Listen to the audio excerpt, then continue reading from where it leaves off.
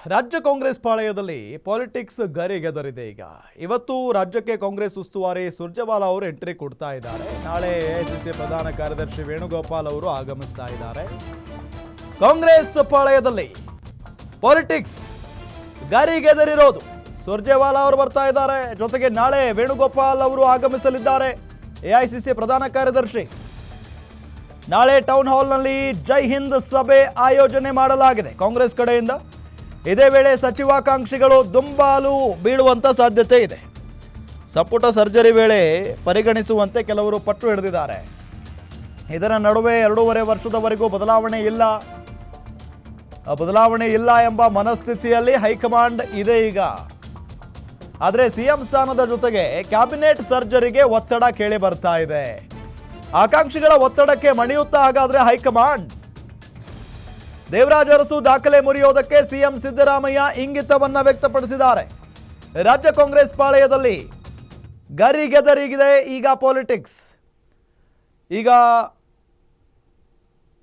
ವೇಣುಗೋಪಾಲ್ ಅವರು ನಾಳೆ ಆಗಮಿಸಲಿದ್ದಾರೆ ಅನ್ನೋದು ಗೊತ್ತಾಗ್ತಾ ಇದೆ.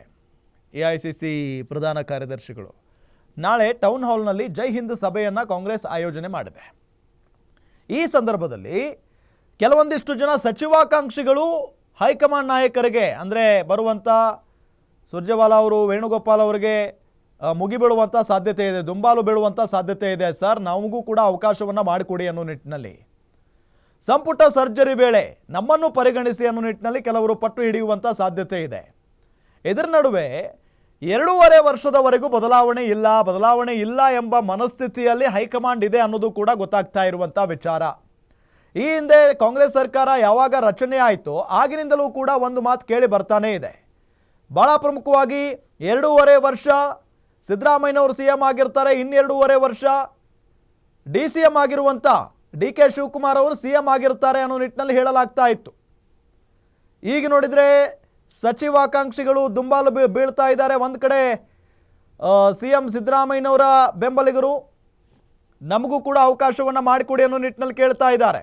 ಮತ್ತೊಂದು ಕಡೆ DCM DK ಶಿವಕುಮಾರ್ ಅವರಿಗೂ ಒತ್ತಡ ಹೇರುವಂಥ ಕೆಲಸ ನಡೀತಾ ಇದೆ. ಮತ್ತೊಂದು ಕಡೆ ಹೈಕಮಾಂಡ್ ಮಟ್ಟದಲ್ಲೂ ಕೆಲವರು ಲಾಬಿ ಮಾಡ್ತಾ ಇದ್ದಾರೆ. ಇದೆಲ್ಲ ಗಮನಿಸ್ತಾ ಇದ್ರೆ 2.5 ವರ್ಷ ಇದೆಲ್ಲ ಬೇಡ, ಸಚಿವ ಸಂಪುಟ ಪುನರಚನೆ ಬೇಡ ಅನ್ನೋ ನಿಟ್ಟಿನಲ್ಲಿ ತೀರ್ಮಾನ ತೆಗೆದುಕೊಳ್ಳಲಾಗಿದೆ ಹೈಕಮಾಂಡ್ ಮಟ್ಟದಲ್ಲಿ ಅನ್ನೋದು ಗೊತ್ತಾಗ್ತಾ ಇದೆ. ಕಾದು ನೋಡ್ಬೇಕು ಏನಾಗುತ್ತೆ ಅಂತ ಹೇಳಿ.